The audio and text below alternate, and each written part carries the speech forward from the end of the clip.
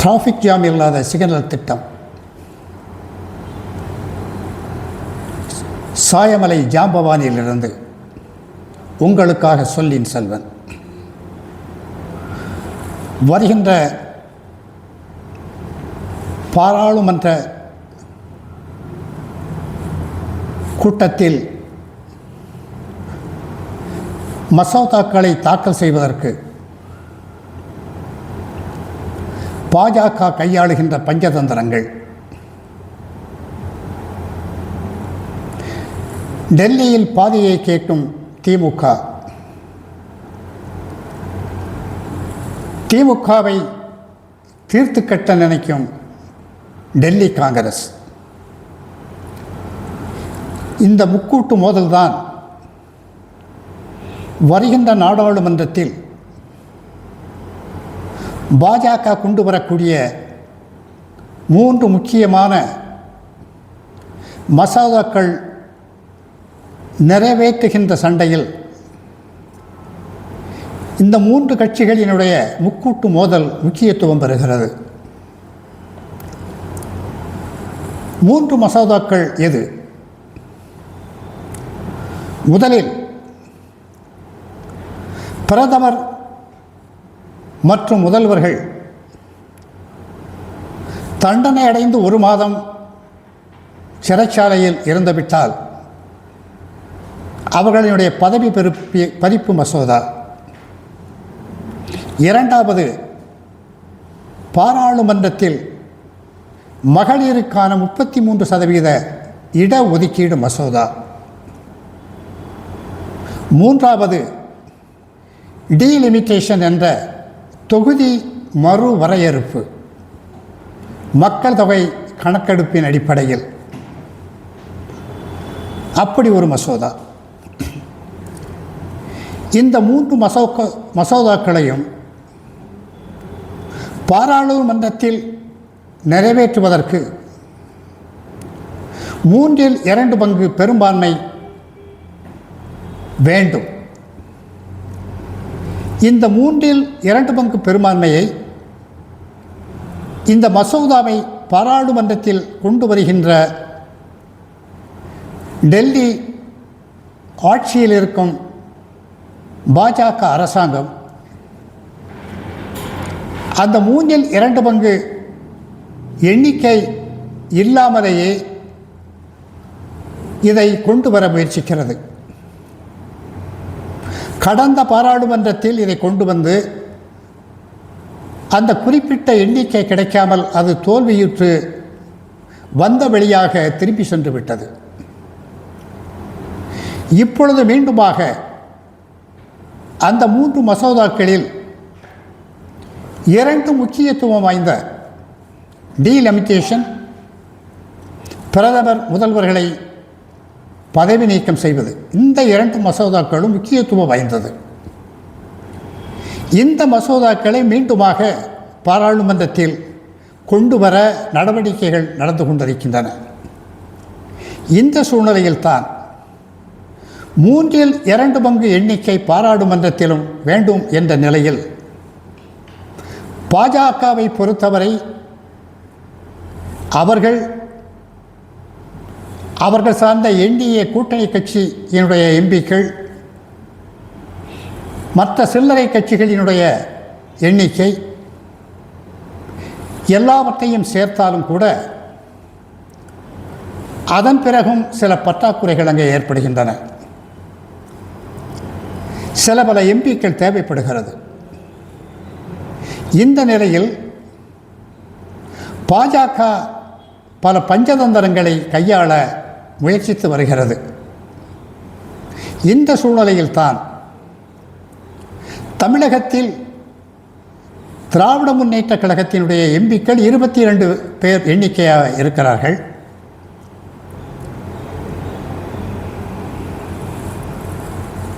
மாநிலங்களவையில் ஒரு 8 எண்ணிக்கை அவர்கள் கையில் இருக்கிறது.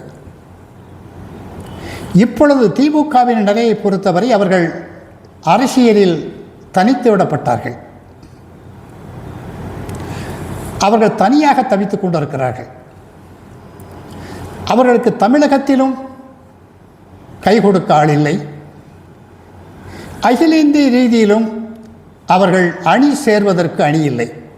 காரணம், அவர்களோடு அணியில் இருந்த காங்கிரஸ் கையை விட்டு போய்விட்டது. ஏற்கனவே தேர்தல் முடியும் வரை தேர்தல் பிரச்சாரத்தில் பாஜகவை வந்துபார் என்று நாராக கிழித்து பாஜக தான் எங்களுடைய முதல் எதிரி என்று மூச்சுக்கு 300 முறை தேர்தல் பிரச்சாரம் செய்து மு.க. ஸ்டாலினும் அவருடைய கட்சியும் பாஜகவிடம் பல எதிர்ப்புகளையும் கோபங்களையும் சம்பாதித்து விட்டது. இந்த நிலையில் டெல்லியில் யாரை கைப்பிடிப்பது என்ற ஒரு கனவு திட்டத்தில் அவர்கள் இருந்தாலும் அவர்கள் கைப்பிடிப்பதற்கு அங்கு கைகள் இல்லாமல் இருக்கிறது. இந்த நிலையில்தான் திமுகவை மறைமுகமாக தன்னார்வத்தோடு பாஜகவிடம் எப்படியாவது பேரம் பேசி அவர்களுக்கு தேவைப்படுகின்ற இந்த சிக்கலான உதவிக்கு நாம் கை கொடுத்து பாராளுமன்றத்தில் அவர்கள் கொண்டு வருகின்ற மசோதாவுக்கு நாம் கைதூக்கி எப்படியாவது அவர்களுடைய உதவியை அல்லது அவர்களுடைய நல்லம்பிக்கையை பெற்றுவிடலாம் என்று நினைத்துத்தான் திமுக கட்சியை சார்ந்த பிரதிநிதிகளை விட்டு பாஜக தலைவர்களிடம் பேரம் பேசி வருவதாக ஒரு தகவல். அதில் முக்கியமானது, டெல்லி அதிகாரத்தில் பாதியை தர வேண்டும் என்றும் பழைய வாஜ்பாய் அரசாங்கத்தில் தங்களுக்கு கொடுக்கப்பட்ட அத்தனை பதவி பகிர்மானமும் தங்களுக்கு கொடுக்க வேண்டும் என்றும் இவர்கள் பேசிக்கொண்டிருப்பதாக ஒரு செய்தியை தமிழகத்தினுடைய பாஜக தலைவர்களில் ஒருவர், கோல்டு ராடு என்று ஆங்கிலத்தில் அழைக்கப்படுகின்ற ஒருவர், விக்கலும் கக்கலுமாக இந்த செய்தியை வெளியிட்டிருக்கிறார். இந்த செய்தி மெல்ல மெல்ல கசிந்து குமரி ஜாயின் குமாரியினுடைய காதில் விழுந்து அவர் அதை ராகுலுடைய காதுக்கு அதை கடத்தி சென்றிருக்கிறார், அவருடைய காதுக்கு கொண்டு சென்றிருக்கிறார். இதை கேள்விப்பட்ட காங்கிரஸ் கட்சியினுடைய பாராளுமன்ற தலைவர் ராகுல் நரகாசுர கோபம் ஏற்பட்டு அவருக்கு திமுக டெல்லியில் பாதியை கேட்கிறதா என்ற கோப வேஷத்தில் இந்த திமுக டெல்லி பக்கமே தலை வைத்து படுக்கக்கூடாது என்று ஒரு கணக்கு போட்டு தனக்கு இந்த காதில் செய்தியை சொன்னவரிடமே, திமுக எங்களுக்கு கொள்கை எதிரி, கூட்டாளி எதிரி, அவர்களை தீர்த்து கட்டுவதுதான் எங்களுடைய ஒரே நோக்கம் என்று அவர் உரிமை குதித்து அந்த மனிதரிடம் திமுகவை காலி செய்வதற்கு நாங்கள் ஒரு திட்டம் வைத்திருக்கிறோம், பாராளுமன்றத்தில் இந்த மசோதாக்கள் நிறைவேறுவதற்கு எத்தனை எண்ணிக்கை தேவைப்படுகிறதோ அத்தனை எண்ணிக்கையை நாங்கள் தருகிறோம், அதை ஒரு கருப்பு கட்டளையாக எங்களுடைய உறுப்பினர்களுக்கு நாங்கள் மறைமுகமாக சொல்லி வைத்து அந்த கருப்பு திட்டத்தை நாங்கள் பாராளுமன்றத்தில் நிறைவேற்றி தருகிறோம்.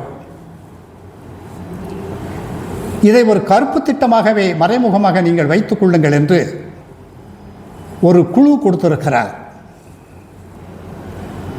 இதை சந்தோஷமாக ஏற்றுக்கொண்டு இந்த செய்தியை பாராளுமன்றத்தில் டெல்லியில் பாஜகவினுடைய மேல்மட்ட தலைவர்களிடம் மேற்போக்காக சொல்லியிருக்கிறார். சரி, இந்த அளவுக்கு காங்கிரஸோடு கைகோர்த்து இந்த மசோதாவிற்கு ஆதரவு தேடுவதை விட வெளியில் தெரியாமல் கையும் மெய்யுமாக திமுகவை கொடுக்கின்ற அந்த ஆதரவை ஏற்றுக்கொண்டு அவர்கள் கேட்கின்ற பங்கையும் கொடுத்து கதையை கச்சிதமாக முடித்து விடலாமே என்று நீங்கள் கேட்கலாம். இதைவிட இதுவும் ஒரு கதை முடிப்பு கதைதான். எப்படி என்றால், எப்படியோ ஏதாவது ஒரு கட்சியினுடைய கதை முடிய வேண்டும் என்பதுதான் பாஜகவினுடைய திட்டம். இந்த நிலையில் காங்கிரஸோடு சேர்ந்து அவர்கள் கதையை முடித்துவிட்டு